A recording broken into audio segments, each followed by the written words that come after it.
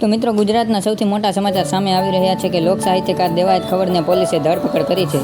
શું ખવડ જાતે જ હાજર થઈ ગયા છે કે પોલીસે તેને ક્યાંયથી પકડી પાડ્યા છે? અને મિત્રો, કઈ જગ્યાએથી દેવાયત ખવડની ધરપકડ કરવામાં આવી છે? અને સૌથી મોટા અગત્યના સમાચાર તો એ છે કે હવે દેવાયત ખવડને કેટલા વર્ષની જેલ થશે.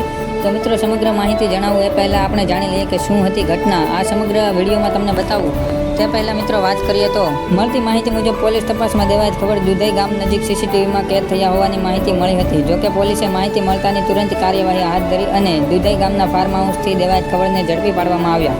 હાલ દેવાયત ખવડની પત્ની સાથે પૂછપરછ ચાલી રહી છે મિત્રો. તો મિત્રો, દેવાયત ખવડ પર શું આક્ષેપ હતા ગંભીર? ખવડને પણ આરોપ હતો કે સનાથલમાં રહેતા યુવકની કારને ચિત્તોડ નજીક રિસોર્ટથી સોમનાથ જતો હતો ત્યારને કારણે દેવાયત ખવડે તેને પાઇપથી 10 થી 15 શખ્સો સાથે પાઇપ વડે હુમલો કરી અને પગ હાથ ફ્રેક્ચર કરી નાખ્યા હતા અને રિવોલ્વર બતાવી મારી નાખવાની ધમકી પણ આપી હતી.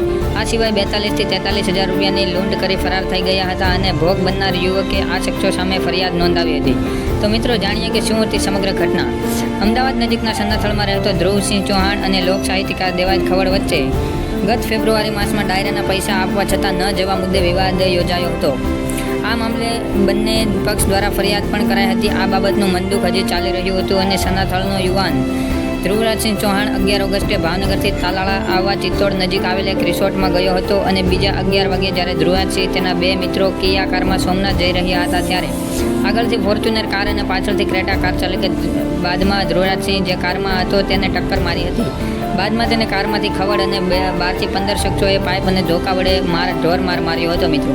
તેની સાથે ધ્રુવરાજસિંહનો આરોપ એ હતો કે જ્યારે તેને કોઈ ઇન્સ્ટાગ્રામ પર મેસેજ કરી અને ગીર ન આવવા પણ ચેતવણી આપવામાં આવી હતી અને તેણે આ ચેતવણીને ગંભીરતાથી ન લીધી હતી. અને વધુમાં જણાવું તો ભોગ બનનાર યુવકે જણાવ્યું ખવડ અને તેના માણસોએ તેને રોકી હતી અને મિત્રોના રિસોર્ટમાં રોકાયો હતો પણ ત્યાં આવ્યા ન હતા.